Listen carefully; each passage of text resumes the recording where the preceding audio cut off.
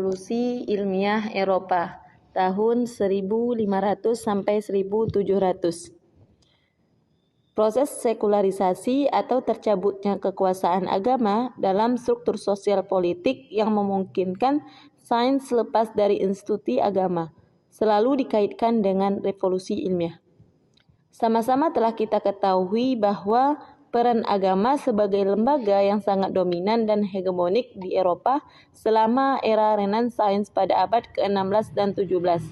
Sehingga di Eropa pada waktu itu mengalami perubahan radikal dalam posisinya sebagai pemegang otoritas segala bentuk kebenaran, yang ditandai oleh munculnya pemikiran kritis dan pencerahan yang menentang dogma-dogma tradisional.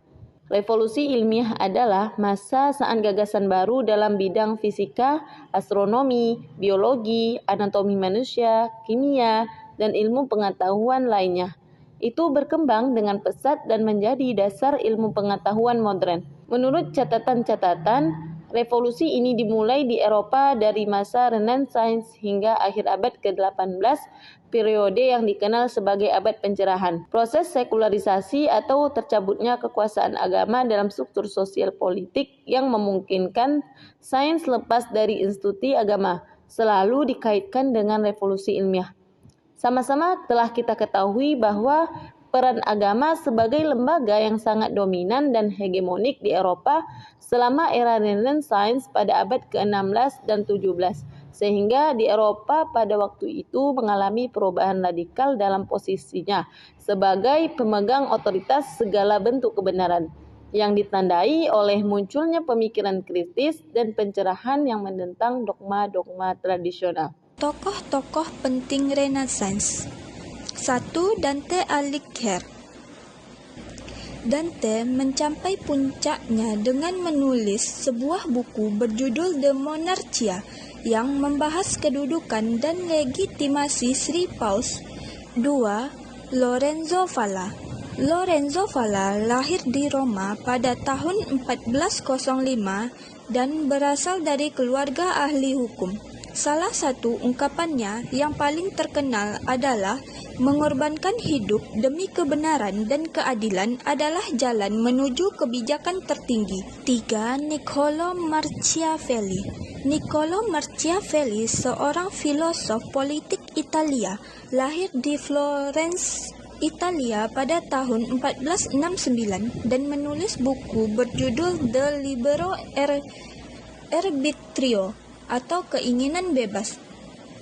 Karyanya yang paling terkenal The Prince yang ditulis pada tahun 1513 dan The Discourses upon the Christian Books of Titus Livius atau pembicaraan terhadap 10 buku pertama Titus Livius. 4. Boccaccio. Giovanni Boccaccio lahir di Certaldo, Italia tahun 1313 dari seorang pedagang yang berasal dari Firenze. Hasil karyanya antara lain cerita epos seperti The Bite atau Enid. 5. Francesco Petrarca.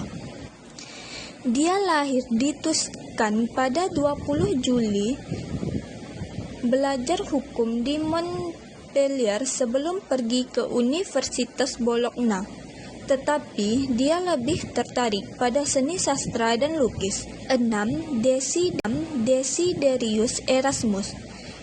Erasmus lahir di Gouda pada tanggal 27 Oktober 1466. Setelah lulus dari sekolah menengah, dia bekerja di biara Agustin di Stin hingga menjadi pastor. 7. Martin Luther. Martin Luther merupakan seorang reformator dari Jerman. Pemikirannya dalam pendidikan adalah semua anak harus mengunjungi sekolah. Anak-anak belajar hanya beberapa jam sehari. Selebihnya, waktu digunakan untuk mempelajari pekerjaan tangan. 8. John Calvin. John Calvin adalah seorang teolog dan reformator Protestan yang memainkan peran penting dalam reformasi Protestan. pada tahun 1536, Calvin menerbitkan institusi agama Kristen. 9. Hendrik Zwingli. Berbeda dengan Luther dan Calvin, wilayah yang dipengaruhi Zwingli lebih kecil. Menurut pedagogisnya, pendidikan bahasa klasik sangat penting. Pendidikan harus diberikan, tetapi tidak terlalu lama. Nah, di sini saya akan menjelaskan tentang lini masa dan deskripsi sejarah revolusi ilmiah Eropa. Ekonomi Barat mulai mengalami perubahan besar pada abad ke-18. Mereka mengalami banyak perubahan yang pada akhirnya akan mengubah cara hidup manusia secara keseluruhan. Proses perubahan ini disebut juga dengan revolusi industri.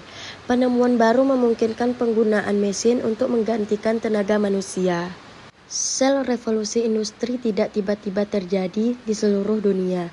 Beginilah awal ketika modal mulai ditanamkan di lahan pertanian untuk keuntungan selama periode reformasi. Namun, kemajuan besar dalam produksi ilmiah dan mekanis baru terjadi setelah tahun 1875. Pertama kali dalam produksi pertanian dan kemudian dalam industri manufaktur. Setelah muncul di Inggris pada awal abad ke-19, gerakan ini menyebar ke benua Eropa. Selanjutnya ada juga salah satu perkembangan besar dalam perkembangan ilmu pengetahuan, dikenal sebagai revolusi ilmiah, karena anomali yang semakin parah dalam penelitian dan paradigma yang digunakan untuk referensi penelitian. Revolusi sains muncul. Dalam episode perkembangan non-kumulatif revolusi sains, paradigma baru akan menggantikan paradigma lama secara keseluruhan atau sebagian. Paradigma baru ini bertentangan dengan paradigma lama karena beberapa ilmuwan dan masyarakat tidak mau menerima paradigma baru. Revolusi sains tidak selalu mudah. Ini yang menyebabkan masalah legitimasi paradigma yang lebih definitif. Perkembangan metode ilmiah dan pengaruhnya terhadap sains modern. Pengaruh filsafat yang berawal pada zaman Yunani kuno tidak terlepas dari kemajuan sains dan teknologi yang berkembang pada era sekarang ini. Pada masa itu, filsafat dan ilmu pengetahuan tidak jauh berbeda.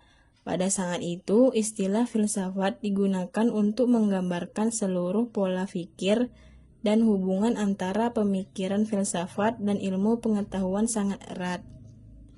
Dengan kata lain, selama bertahun-tahun, filsafat telah berhasil mengubah cara berpikir orang-orang di seluruh dunia, termasuk orang Yunani, dari cara berpikir berdasarkan kufarat dan tahayul menjadi cara berpikir berdasarkan fakta, logika, dan prinsip ilmiah.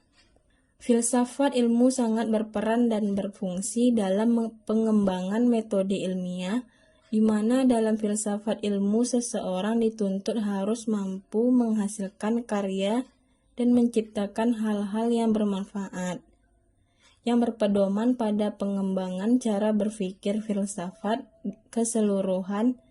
Hasil pola pikir manusia tersebut harus mengikuti kaidah-kaidah cara berpikir ilmiah. Antara filsafat ilmu dan metode ilmiah tidak dapat dipisahkan karena saling membutuhkan. Dikarenakan hal tersebut, jelaslah bahwa filsafat telah membawa perubahan terhadap peradaban manusia.